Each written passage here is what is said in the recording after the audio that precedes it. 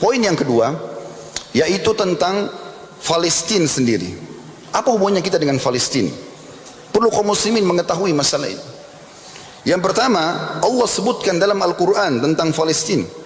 Dan Allah jadikan sebuah sejarah paling besar bagi umat Islam. Satu-satunya ibadah kita yang diterima di langit oleh Rasulullah SAW, yang lain semua di bumi, yaitu solat.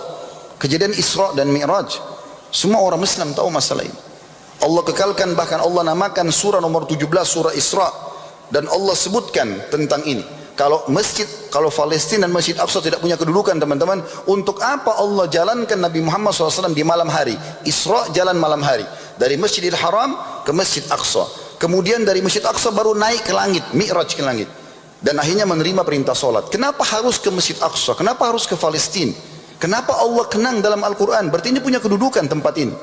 Itulah yang Allah kekalkan dalam surah Isra, surah nomor 17 ayat 1. A'udzu billahi minasyaitonir rajim. Subhanalladzi asra bi 'abdihi lailan minal masjidil haram minal masjidil aqsa alladzi barakna haula. Al-ayat.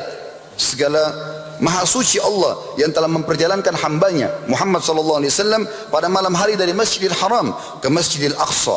Aqsa artinya jauh, karena jauh dari Mekah dikatakan dengan Masjid Aqsa. Nama lainnya Baitul Maqdis, rumah yang dimuliakan, atau Masjid Ilya, yang kami berkahi di sekitarnya. Diberkahi artinya Allah subhanahu wa ta'ala selalu suburkan wilayah itu. Juga Nabi SAW mengatakan tuba di Syam, sungguh sangat diberkahi negeri Syam. Tadi 4 negara, tapi puncaknya adalah Palestina. Li'annal malaikatur rahman basitatun ajnihatiha 'alaiha, dalam hadis riwayat Tirmidzi. Karena sungguhnya malaikat-malaikat Allah melindungi negeri Syam dengan sayap-sayap mereka. Demikian juga Nabi SAW mengatakan, Allahumma barik lana fi syamina wa fi yamanina, dalam hadis Bukhari. Ya Allah, berkahilah selalu seluruh yang ada di negeri Syam kami dan seluruh yang ada di negeri Yaman kami. Ini doa khusus Nabi SAW, dan umat Islam faham ini sampai menjelang hari kiamat. Yang kedua, teman-teman, dia akan menjadi markas para mujahidin di akhir zaman nanti. Disebutkan dalam sebuah hadis, kata Nabi SAW, la tazalu isabatu min ummati qa'imatan ala amrillah. Akan ada selalu sekelompok dari umatku yang terus mempertahankan agama Allah ini.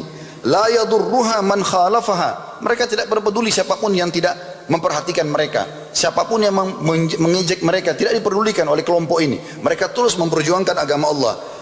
Tuqatilu a'da'aha, dan mereka terus memerangi musuh-musuh mereka. Kullama zahabat harbun nushibat harbun qaum. Setiap kali selesai peperangan, mereka selalu menghadapi peperangan yang lain. Kalau kita lihat kondisi saudara kita di Palestina jelas seperti ini. Sedikit perdamaian, perang lagi. Sedikit perdamaian, perang lagi. Dan saya sudah menginjakkan kaki di sana kurang lebih 4 kali, teman-teman sekalian. Saya saksikan depan mata bagaimana mereka menjajah, bagaimana mereka menjaga orang Islam yang mau masuk ke dalam masjid, bagaimana peraturan mereka semua yang letakkan peraturan dengan penjajahan. Mereka setiap saat bisa menangkap umat Islam, bisa membunuh, bisa memperkosa dan melakukan segala macam kriminal. Cuma memang karena media paling banyak dimiliki oleh Yahudi, maka tidak semuanya tersebar. Lalu kata Nabi SAW, yarfa'ullahu qauman wa yarzuquhum minhu hatta ta'tiyamus sa'ah hum ahlus Syam. Allah akan memberikan kepada mereka kemenangan, dan Allah akan berikan rezeki mereka dari hasil peperangan tersebut, serta itu akan terus terjadi sampai berdirinya hari kiamat dan mereka ada di negeri Syam. Dalam hadis yang lain, karena khutbah Jumat saya ringkaskan saja, Nabi SAW pernah bersabda, sayasirul amr ila an takunu junudan mujannada. Akan terus kalian perjuangkan agama Allah ini Islam sampai akan terbentuk pasukan besar kalian. Kata beliau, jundun bisyam, ada tentara kalian berada di negeri Syam, wa jundun bil Yaman, dan tentara di negeri Yaman, wa jundun bil Iraq, dan tentara lagi ada di wilayah Irak. Qala Ibnu Huwala, ikhtar li ya Rasulullah. Sahabat Nabi yang mendengar ini mengatakannya, Rasulullah, kalau saya hidup di zaman itu nanti, pilihkan saya, yang mana saya datangi, Syam kah, Yaman kah, atau Irak kah? Kalau saya masih hidup di zaman itu pada saat pasukan umat Islam sudah terbentuk dan siap untuk melawan musuh-musuh mereka. Maka Nabi SAW mengatakan, alaika bisyam, kalian harus, kau pergi saja ke negeri Syam. Fa innahu khiratullahi min ardi, karena dia adalah potongan bumi yang Allah ciptakan yang paling Allah pilih. Yajtabi ilaihi khiratu min ibadi, dan akan berkumpul pada saat itu orang-orang terbaik dari hamba-hambanya. fa in abaitum fa alaikum bi yamanikum. Kalau kalian masih tolak ke negeri Syam, maka paling tidak kalian ke negeri Yaman kalian. Wasku min qudurikum, dan cobalah ya selalu pertahankan berada di sana. Fa inna Allah azza wa jalla qad tawakkala bi bisyami wa ahli. Hadis riwayat Imam Ahmad. Sesungguhnya Allah telah menjanjikan kepadaku kemenangan ya, bagi negeri Syam dan juga penduduknya. Kemudian juga teman-teman sekalian, Masjid Aqsa ini, kalau tadi Palestina ada banyak dalilnya, tapi saya cukup di sini. Yang ketiga yang terakhir adalah masalah Masjid Aqsa. Kita tutup dengan ini insyaallah. Mohon maaf saya ambil sedikit waktu karena ini memang materinya cukup panjang, tapi mudah-mudahan bermanfaat. Masalah Masjid Aqsa ini teman-teman adalah masjid kedua yang dibangun setelah Masjidil Haram. Disebutkan dalam sebuah hadis bahwasanya Abi Dzar radhiyallahu berkata, ya Rasulullah, masjid manakah yang paling pertama dibangun di muka bumi? Kata Nabi SAW, Al-Masjidil Haram, Masjid Haram Mekah. Karena Ka'bah itu pertama kali dibangun oleh Adam dan anaknya Syith alaihimussalatu wassalam.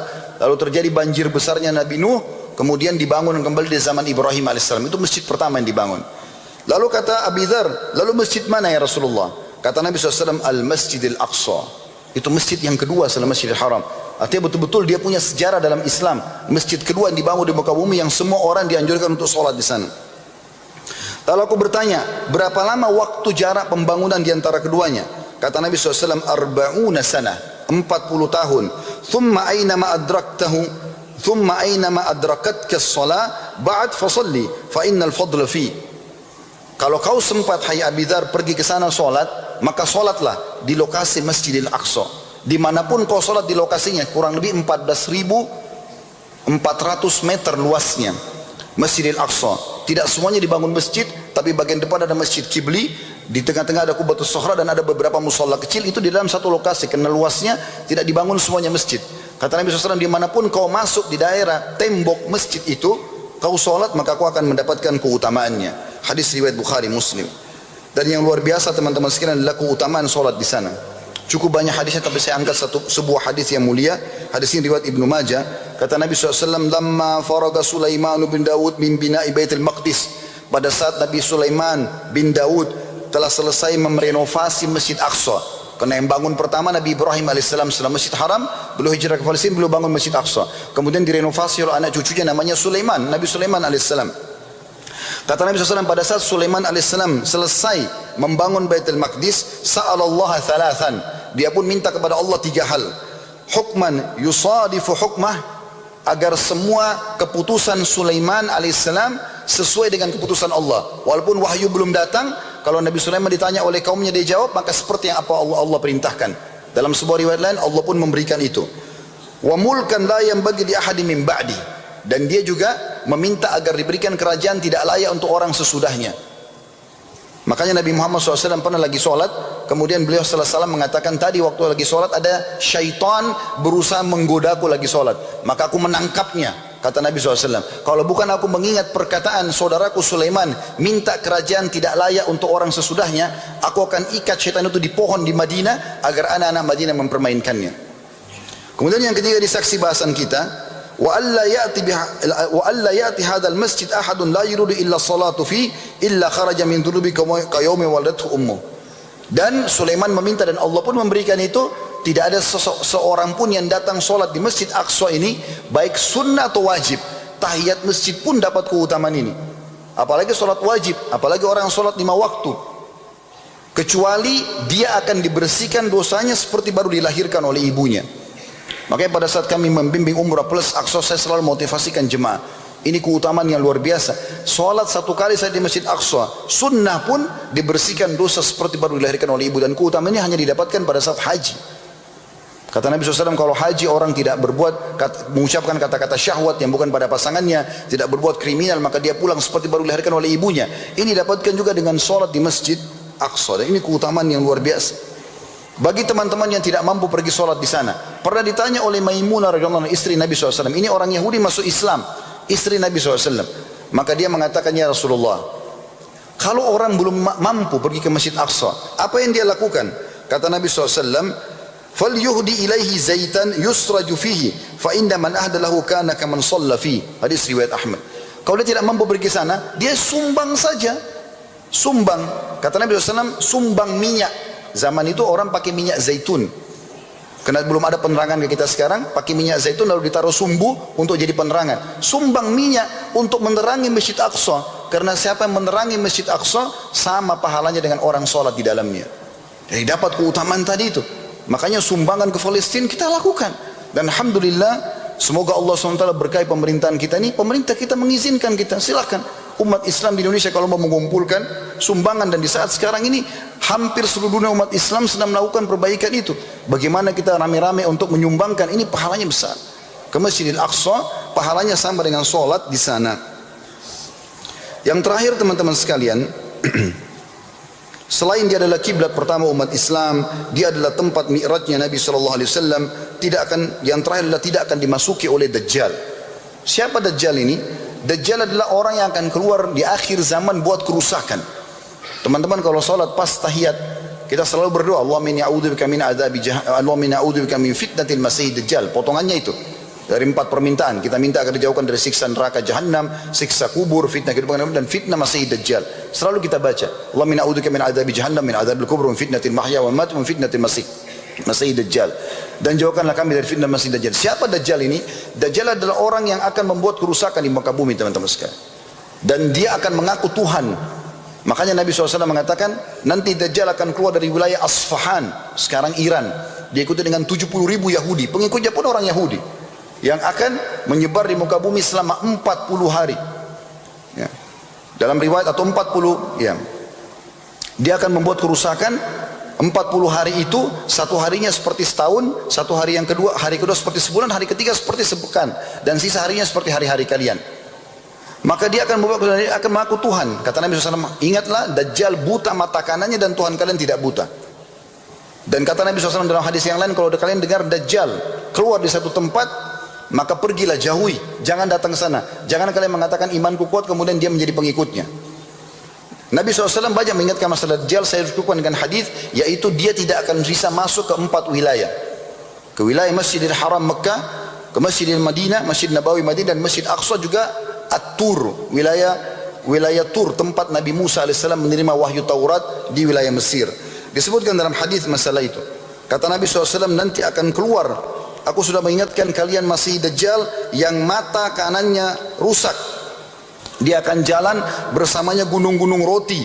Artinya orang pada satu kemiskin, lapar dan dia bisa memberikan makan. Serta dia juga akan menguasai semua telaga-telaga air, mata-mata air. Kuasa-kekuasaan sampai di situ. Dan dia akan menyebar di muka bumi selama 40 pagi. Maka dia akan bisa mendatangi 4 masjid. Ka'bah, Masjid Rasul, dan juga Masjid Aqsa serta At-Tur. 4 wilayah ini tidak akan dimasuki oleh itu. Dan teman-teman, saya sudah menulis sebuah buku judulnya Palestina yang terlupakan, dan penuh sekali dengan dalil-dalil. Karena khutbah Jumat sekali lagi kita tidak mungkin jelaskan semua. Kesimpulan yang kita sampaikan teman-teman sekalian, Palestina bagian bagi umat Islam. Ada masjid kita di sana, dan Umar bin Khattab mewasiatkan, saya sampaikan juga di mimbar ini, pada saat beliau berhasil menembus pasukannya di Masjid Aqsa, maka yang pegang kunci Masjid Aqsa waktu itu adalah seorang pendeta Nasrani, dan dia mengatakan, saya tidak akan memberikan kunci ini kecuali kepada raja kalian. Maka Umar bin Khattab datang dari Madinah ke Palestina dengan 2 orang saja, tidak ada pengawalnya, dia sama pengawal tangan kanannya. Ya, kemudian dia naik unta, dan dia berjanjian, dia bilang sama pengawalnya, saya akan naik unta ini, kamu pegang pandu unta itu beberapa saat, dan setelah itu kau akan naik ke atas, saya akan pandu. Subhanallah, pada saat masuk di pintu gerbang Palestina, gilirannya Umar bin Khattab yang tarik ke kangan unta pengawalnya di atas unta. Maka orang semua bersorak-sorak menyambut Umar dari kaum muslimin karena mereka mengenal. Lalu pendeta itu mengatakan, mana raja kalian? Kata salah seorang muslim, itu yang sedang pegang tali kukangan unta. Lalu siapa yang di atas itu? Itu bukan rajanya, bukan, itu pengawalnya. Kenapa dia lakukan? Karena memang dia sudah membagi waktu antara dia dengan pengawalnya. Dia tidak mau sendiri dilayani saja. Maka kata pendeta tersebut, pada orang inilah memang layak diterima kunci ini. Maka Umar terima kunci tersebut. Lalu Umar mengatakan, hai muslimin, mulai hari ini sampai kapanpun pertahankanlah masjid kalian ini, karena ini adalah hak kaum muslimin.